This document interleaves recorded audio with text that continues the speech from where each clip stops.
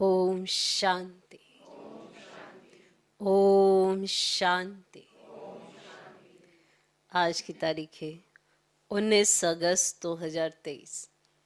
साकार महावाक्य। बाबा कहते मीठे बच्चे, बाप आए हैं सुख शांति की मनोकामना पूरी करने। बाप आए हैं सुख शांति की मनोकामना पूरी करने। तुम शांति चाहते हो तो इन ऑर्गन्स से डिटैच हो जाओ। तुम शांति चाहते हो तो इन ऑर्गन्स से डिटैच हो जाओ। अपने स्वधर्म में टिको। अपने स्वधर्म में टिको।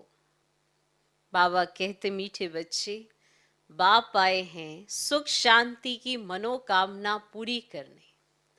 तुम शांति चाहते हो तो इन ऑर्गन्स से डिटैच हो जाओ। अपने स्वधर्म में टिको। आज का प्रश्न, पूज्य बनने का पुरुषार्थ क्या है? तुम्हारी पूजा क्यों होती है? पूज्य बनने का पुरुषार्थ क्या है? तुम्हारी पूजा क्यों होती है? उत्तर, पूज्य बनने के लिए विश्व को पावन बनाने की सेवा में मददगार बनो। पूज्य बनने के लिए विश्व को पावन बनाने की सेवा में मददगार बनो। जो जीव की आत्माएं बाप को मदद करती हैं, उनकी बाप के साथ साथ पूजा होती है। जो जीव की आत्माएं बाप को मदद करती हैं, उनकी बाप के साथ साथ पूजा होती है। तुम बच्चे शिव बाबा के साथ सालिग्राम रूप में भी पूजे जाते हो, तो फिर साकार में लक्ष्मी नारायण व देवी देवता के रूप में भी पूजे जाते हो। तुमने पूज्य और पुजारी के रहस्य को भी समझा है। आज का गीत है, माता ओ माता तो है सबकी भाग्य विधाता। ओम शांति। माताओं को सौभाग्यशाली बनाने वाला जरूर पिता ही है। महिमा तो एक की गाई जाती है। सभी का सदगति दाता एक है। याद भी उस एक को करना पड़ता है। ये तो तुम बच्चों की महिमा है। तुम जानते हो हमको दुर्भाग्यशाली से सौभाग्यशाली बनाने वाला बाप है। भारत सौभाग्यशाली था, फिर भारत 100% दुर्भाग्यशाली बना है। भारत पर ही कहानी है। इन माताओं को सौभाग्यशाली बनाने वाला बाप ठहरा। बाप ठहरा जिसको तुम बच्चे जानते हो। उनके साथ तुम्हारा योग है। तुम जानते हो उनकी ये सारी रचना है। दूसरा कोई मनुष्य इस रचना और रचना को नहीं जानते। ना रचना को ना रचता को नहीं जानते। ये चित्र आदि किसने बनवाए हैं? तुम कहेंगे शिव बाबा ने। किस द्वारा? फिर भी माता व साकार पिता द्वारा कहेंगे। अभी तुम बच्चों की बुद्धि में सारा सृष्टि रूपी झाड़ है। सृष्टि कितनी बड़ी है। वास्को डी गामा ने सारी धरती का चक्कर लगाया। पिछाड़ी में सागर ही सागर है, आकाश ही आकाश है और कुछ नहीं। ये सब तुमने स्कूल में भी पढ़ा होगा। पढ़ा होगा। बाप फिर सब बातें नटशेल में समझाते हैं। तुम जानते हो भारत में 5000 वर्ष पहले बरोबर सतयुग था, और सतयुग में सिर्फ भारत था। भारत में भी कितने थोड़े होंगे। अभी तुम कहेंगे हम सूर्यवंशी राजधानी के थे। जमुना के कंठे पर श्री कृष्ण की राजधानी थी, ऐसा गाया जाता है। दिल्ली को ही परिस्तान कहते हैं। पहले पहले जरूर कोई की राजधानी होगी, तो हम कहेंगे हम सूर्यवंशी राजधानी के थे, बाद में अलग अलग हो जाते हैं। तो प्रभाव वास्तव में जहां राज्य करते हैं वहां होता है। भारत का बहुत प्रभाव है। तो ये सब बातें तुम्हारी बुद्धि में टपकनी चाहिए। क्या होनी चाहिए? टपकनी चाहिए, धारण करना होता है। शिव बाबा को ही फिर सोमनाथ, ज्ञान का सागर कहते हैं। सोमनाथ नाम पुजारियों ने रखा है, असल नाम है शिव बाबा। शिव किसको कहा जाता है? आत्माओं के बाप को। आत्मा तो बिंदी है, गाया जाता है परम पिता, परम आत्मा, सुप्रीम सोल। सोल अर्थात आत्मा। आत्मा बड़ी छोटी नहीं होती है।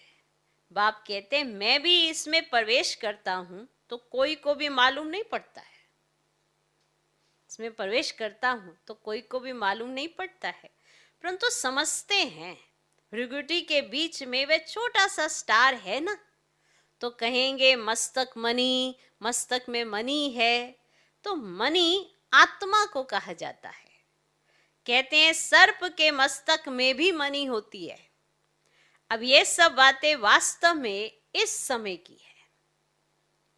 आत्मा रूपी मणि प्रकाश करती है, वह भृगुटी के बीच में रहती है।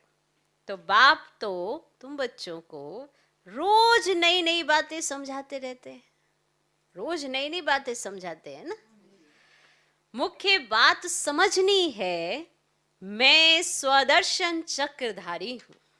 समझिए ये बात। बाप कहते हैं मेरी जो आत्मा है, जिसको परम आत्मा कहते हैं, मैं जन्म मरण रहित हूं। मैं आता जरूर हूं। निराकार का मंदिर बना हुआ है। आगे ये ज्ञान नहीं था, जरूर निराकार ने आकर कुछ किया है। निराकार आते ही फैमिली में है। लक्ष्मी नारायण की आत्मा भी आती है, उनको भी शरीर दिखाते हैं। लिंग रूप एक ही शिव का दिखाते हैं। शिव के मंदिर में शिवलिंग के साथ फिर शालिग्राम भी है। ऐसे नहीं श्री कृष्ण के व लक्ष्मी नारायण के मंदिर में शालिग्राम दिखाते हैं, शिव के साथ शालिग्राम दिखाते हैं। ना लक्ष्मी नारायण के मंदिर में शालिग्राम, ना श्री कृष्ण राधे के मंदिर में शालिग्राम। तो सिद्ध होता है एक बाप के ये सब बच्चे हैं। आत्मा की भी पूजा होती है तो देवताओं की भी पूजा होती है। रुद्र यज्ञ कहते हैं, तो बाप ने ये यज्ञ रचा है जीव आत्माओं द्वारा। जैसे बाप की पूजा होती है, वैसे तुम्हारी आत्मा का भी पूजा जरूर होनी चाहिए। फिर साकार में जो लक्ष्मी नारायण बनते हैं, उनकी पूजा होती है। तो आज सारी किन की पूजा होती है सब बता रहे हैं। तो वही नाम चला आता है। यहाँ तुम आत्माएं सर्विस कर रही हो इस शरीर द्वारा, इसीलिए तुम आत्माओं की पूजा होती है। शिव बाबा कहते हैं मैं भी इनसे बहुत भारी सर्विस करता हूं, इसीलिए पहले पहले मेरी पूजा होती है। फिर जिन आत्माओं द्वारा सर्विस करता हूं, सारे विश्व को पवित्र बनाता हूं, उनों की भी पूजा जरूर होनी चाहिए। तो अब पूजा किस किस की होती है वो बाबा बता रहे हैं। तो सबकी पूजा करते हैं। कम से कम लाख शालिग्राम बनाते हैं। सेठ लोग रुद्र यज्ञ रचवाते हैं, तो कोई 5,000, कोई 10,000, कोई लाख शालिग्राम भी बनवाते हैं।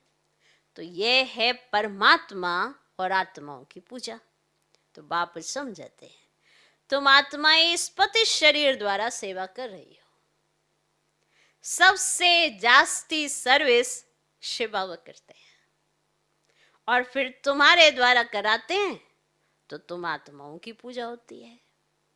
तो समझा पूजा क्यों, कब और किसकी क्यों होती है। बाप के साथ पहले पहले तुम्हारी महिमा आनी चाहिए।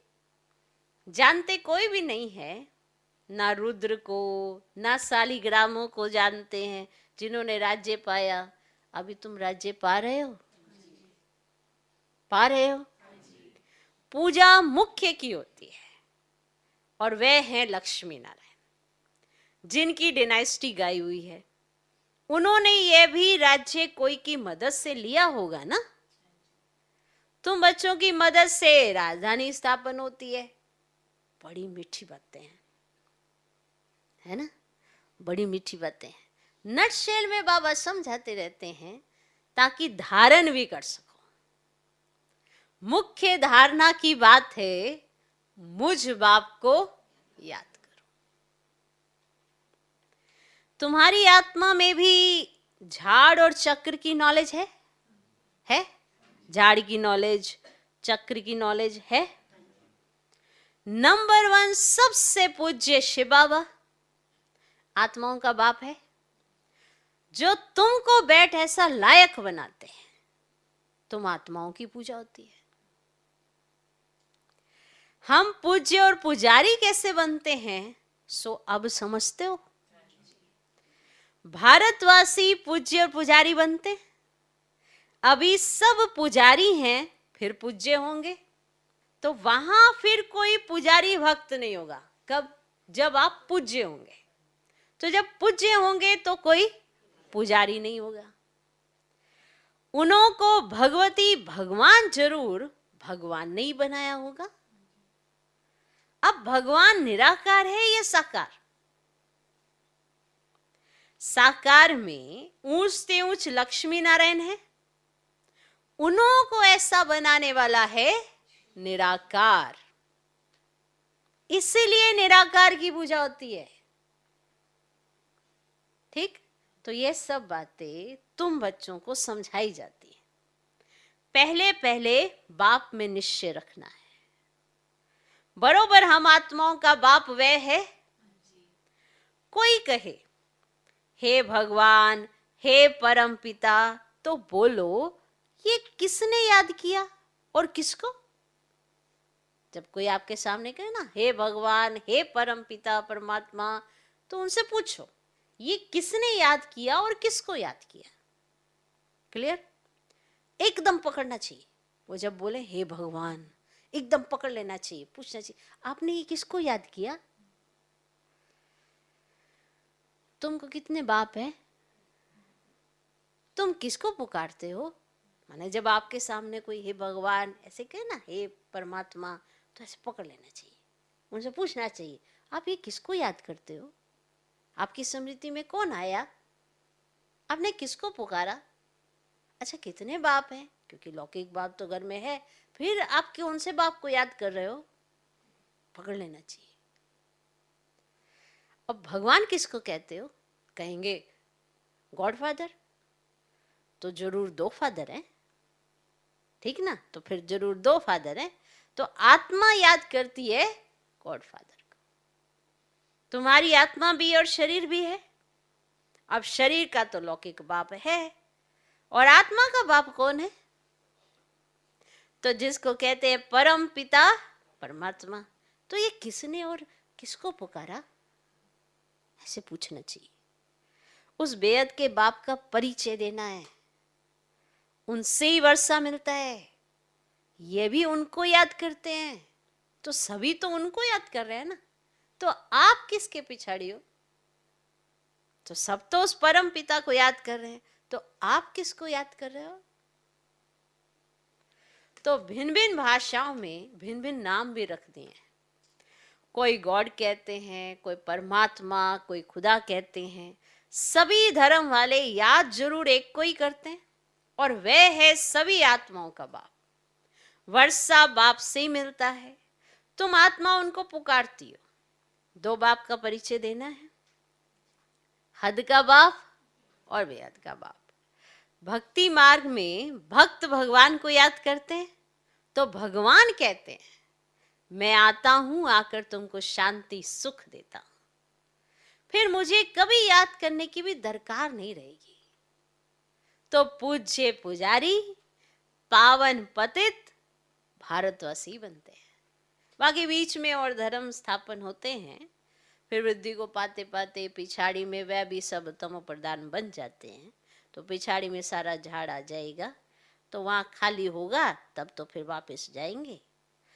तो अभी है ना पतित दुनिया, तो गाते पतित पावन आओ, तो जरूर पतित है ना। तो भारत पावन था, अभी पतित है। तो शिव बाबा आते जरूर हैं, परंतु कब आया, कैसे आया, वे भूल गए। तो श्री कृष्ण नहीं कहते कि मैं शरीर धारण कर तुमको समझाता हूँ। अब यह तो निराकार बाप कहते हैं मैं इस द्वारा तुमको समझाता हूँ। तो वह अलग हो गया। और श्री कृष्ण को तुम खुद ही गीता का भगवान मानते हो। तो यह तो कहते हैं मैं साधारण वानप्रस्थ वाले तन में प्रवेश करता हूँ। तो बाप कहते मैं तुम्हारे जन्मों को जानता हूँ। शिव बाबा इसमें प्रवेश करते हैं। अब श्री कृष्ण को भगवान पतित पावन ज्ञान का सागर कह नहीं सकते। भल गीता हाथ में उठाते हैं, फिर भी कहते हैं पतित पावन सब सीताओं का राम, राधे का कृष्ण नहीं कहते। अब राम अर्थात परम पिता परमात्मा, और त्रेता का राम कहें तो उनसे ऊंच तो लक्ष्मी नारायण है, फिर उनका नाम क्यों नहीं लेते? परंतु नहीं, है बात परमात्मा की। तो हेवनली गॉड फादर निराकार को ही कहेंगे, लिबरेटर गाइड बाप को ही कहते हैं। तो क्राइस्ट थोड़ी सबको लिबरेट करेगा, किसी का भी नाम नहीं ले सकते। तो बाप ही आकर दुख से लिबरेट करते हैं, वही फिर गाइड बनते हैं और कहते हैं मैं तुमको रास्ता बताता हूं। तुमको बाप ने आकर अपना बनाया है, तुम्हारा ये है ईश्वरीय जन्म, तुमको शिव बाबा से शक्ति मिलती है।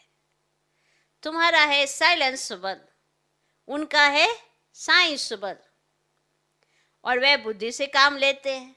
उन्हें साइंस घमंडी कहा जाता है, जिससे विनाश करते हैं। सुख भी साइंस बहुत देती है, फिर विनाश भी कर देती है।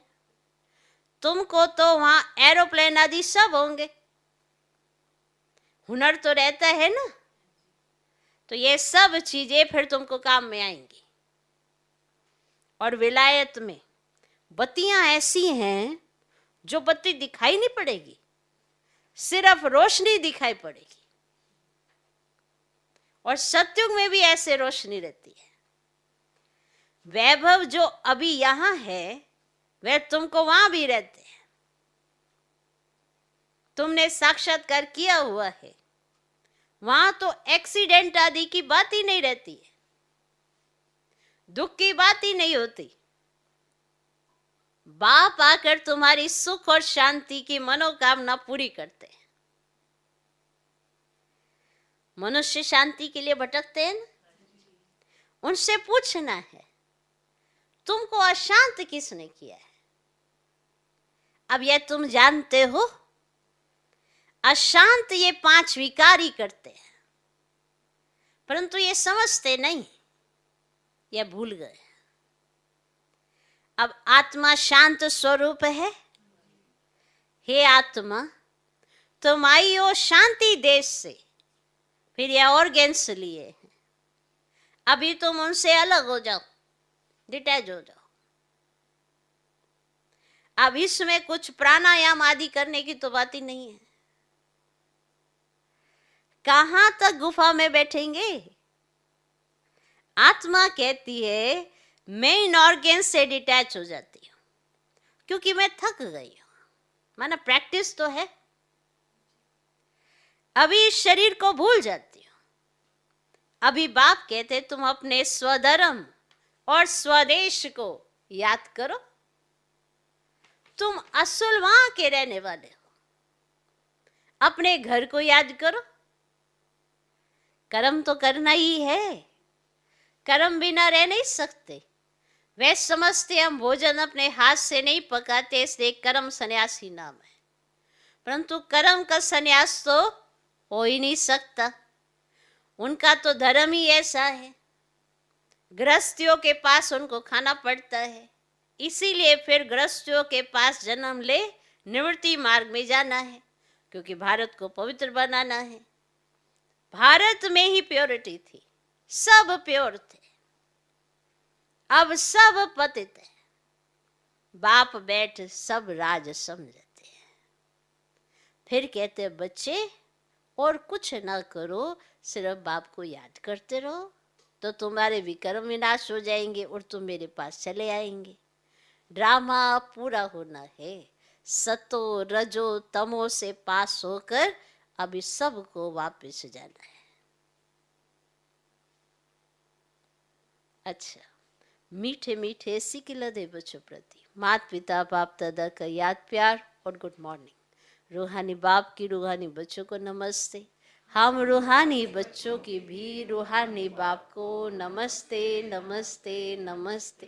Good morning good morning good morning. धारणा के लिए मुख्य सर पहला पॉइंट, स्वयं को इस शरीर में भृगुटी के बीच चमकती हुई मणि समझना है। अभ्यास से साथ साथ करना चाहिए। स्वयं को इस शरीर में भृगुटी के बीच चमकती हुई मणि समझना है। स्वदर्शन चक्रधारी बनना है।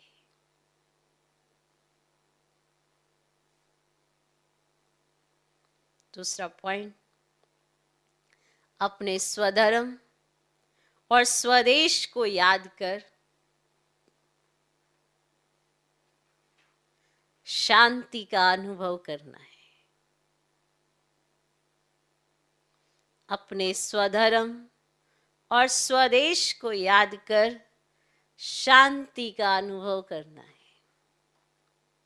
बुद्धि को भटकाना नहीं है। बुद्धि को भटकाना नहीं है। इस शरीर से डिटैच होने का अभ्यास करना है। इस शरीर से डिटैच होने का अभ्यास करना है। आज का वरदान, हर एक को प्यार और शक्ति की पालना देने वाले प्यार के भंडार से भरपूर भव। हर एक को प्यार और शक्ति की पालना देने वाले प्यार के भंडार से भरपूर भव। जो बच्चे जितना सभी को बाप का प्यार बांटते हैं, उतना और प्यार का भंडार भरपूर होता जाता है। जैसे हर समय प्यार की बरसात हो रही है, ऐसे अनुभव होता है। एक कदम में प्यार दो और बार बार प्यार लो। इस समय सबको प्यार और शक्ति चाहिए, तो किसको बाप द्वारा प्यार दिलाओ, किसको शक्ति, जिससे उनका उमंग उत्साह सदा बना रहे। यही विशेष आत्माओं की विशेष सेवा है। माना अपने आप को बाबा के प्यार से इतना भरना है, तो सबके साथ व्यवहार भी प्यार भरा करना है। तभी आपको बाबा का प्यार अनुभव होगा ना। सबके साथ आप प्यार से नहीं चलेंगे, अच्छा व्यवहार नहीं करेंगे, तो बाप का प्यार आपको कैसे अनुभव होगा? खाली खाली लगेगा, उदासी, ये लगेगा ही लगेगा आपको। ऐसे लगेगा कि जैसे मुझे बाबा प्यार ही नहीं करता है, क्योंकि हमारा व्यवहार सबके साथ प्यार भरा नहीं है। तो फिर ये आपको लगेगा ही लगेगा कि जैसे कि बाबा प्यार नहीं करता है। तो अगर आप चाहते हो कि बाबा का प्यार आप पर ऐसे बरसात की तरह आता ही रहे, बाबा का प्यार मुझ पे बरसता ही रहे, तो सबके साथ व्यवहार भी प्यार भरा रहना चाहिए, तो आपको अनुभव होगा। देंगे तो पाएंगे भरपूर। आज का स्लोगन, जो मायावी चतुराई से परे रहते हैं वही बाप को अति प्रिय है। जिनको चतुराइयां नहीं आती, माया के 5 विकारों के वशीभूत नहीं हैं, इससे परे हैं, चालाकियां नहीं आती, उन्हें बाबा बहुत प्यार से भरता है और वो बाप को अति प्रिय है। इसलिए वो बहुत सरल चित होते हैं, शांत होते हैं, उनका स्वभाव भी ऐसा होता है, सबके साथ मिलनसार होते हैं, क्योंकि माया की चतुराई उन्हें तो नहीं आती, तो वो बाप को अति प्रिय है। ओम शांति।